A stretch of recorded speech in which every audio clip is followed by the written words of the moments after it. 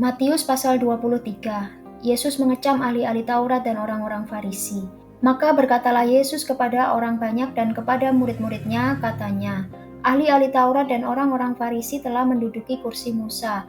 Sebab itu turutilah dan lakukanlah segala sesuatu yang mereka ajarkan kepadamu, tetapi janganlah kamu turuti perbuatan-perbuatan mereka, karena mereka mengajarkannya tetapi tidak melakukannya.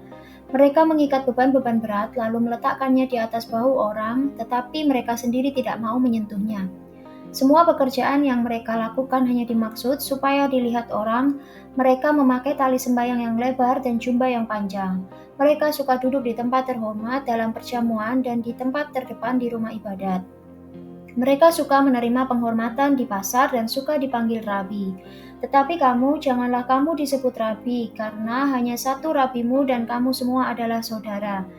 Dan janganlah kamu menyebut siapapun bapa di bumi ini, karena hanya satu Bapamu, yaitu Dia yang di sorga. Janganlah pula kamu disebut pemimpin, karena hanya satu pemimpinmu, yaitu Mesias. Barang siapa terbesar di antara kamu, hendaklah ia menjadi pelayanmu. Dan barang siapa meninggikan diri, ia akan direndahkan, dan barang siapa merendahkan diri, ia akan ditinggikan. Celakalah kamu, hai ahli-ahli Taurat dan orang-orang Farisi, hai kamu orang-orang munafik, karena kamu menutup pintu-pintu kerajaan surga di depan orang. Sebab kamu sendiri tidak masuk dan kamu merintangi mereka yang berusaha untuk masuk. Celakalah kamu, hai ahli-ahli Taurat dan orang-orang Farisi, hai kamu orang-orang munafik, sebab kamu menelan rumah janda-janda sedang kamu mengelabui mata orang dengan doa yang panjang-panjang. Sebab itu kamu pasti akan menerima hukuman yang lebih berat. Celakalah kamu, hai ahli-ahli Taurat dan orang-orang Farisi, hai kamu orang-orang munafik, sebab kamu mengarungi lautan dan menjelajah daratan untuk mentobatkan satu orang saja menjadi penganut agamamu, dan sesudah ia bertobat, kamu menjadikan dia orang neraka yang 2 kali lebih jahat daripada kamu sendiri. Celakalah kamu, hai pemimpin-pemimpin buta yang berkata, bersumpah demi bait suci, sumpah itu tidak sah, tetapi bersumpah demi emas bait suci, sumpah itu mengikat. Hai kamu orang-orang bodoh dan orang-orang buta, apakah yang lebih penting, emas atau bait suci yang menguduskan emas itu? Bersumpah demi mezbah, sumpah itu tidak sah, tetapi bersumpah demi persembahan yang ada di atasnya, sumpah itu mengikat. Hai kamu orang-orang buta, apakah yang lebih penting, persembahan atau mezbah yang menguduskan persembahan itu?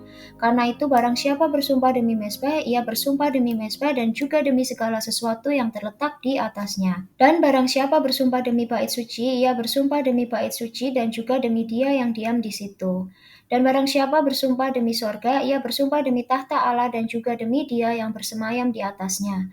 Celakalah kamu, hai ahli-ahli Taurat dan orang-orang Farisi, hai kamu orang-orang munafik, sebab persepuluhan dari selasi, adas manis, dan jintan kamu bayar, tetapi yang terpenting dalam hukum Taurat kamu abaikan, yaitu keadilan, belas kasihan, dan kesetiaan. Yang satu harus dilakukan dan yang lain jangan diabaikan. Hai kamu pemimpin-pemimpin buta, nyamuk kamu tepiskan dari dalam minumanmu, tetapi unta yang di dalamnya kamu telan. Celakalah kamu, hai ahli-ahli Taurat dan orang-orang Farisi, hai kamu orang-orang munafik, sebab cawan dan pinggan kamu bersihkan sebelah luarnya, tetapi sebelah dalamnya penuh rampasan dan kerakusan. Hai orang Farisi yang buta, bersihkanlah dahulu sebelah dalam cawan itu, maka sebelah luarnya juga akan bersih.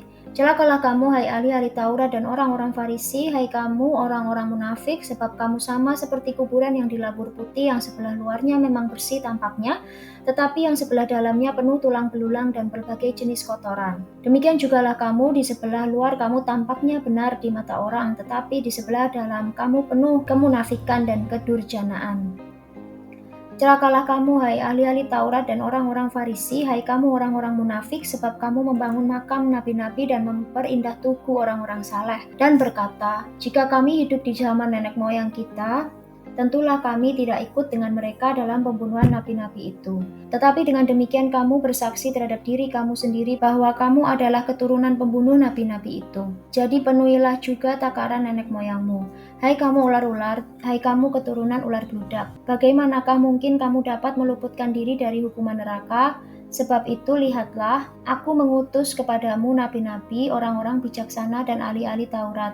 Separuh di antara mereka akan kamu bunuh dan kamu salibkan, yang lain akan kamu sesa di rumah-rumah ibadatmu, dan kamu aniaya dari kota ke kota, supaya kamu menanggung akibat penumpahan darah orang yang tidak bersalah, mulai dari Habel orang benar itu sampai kepada Zakaria anak Berehya yang kamu bunuh di antara tempat kudus dan mezbah. Aku berkata kepadamu, sesungguhnya semuanya ini akan ditanggung angkatan ini.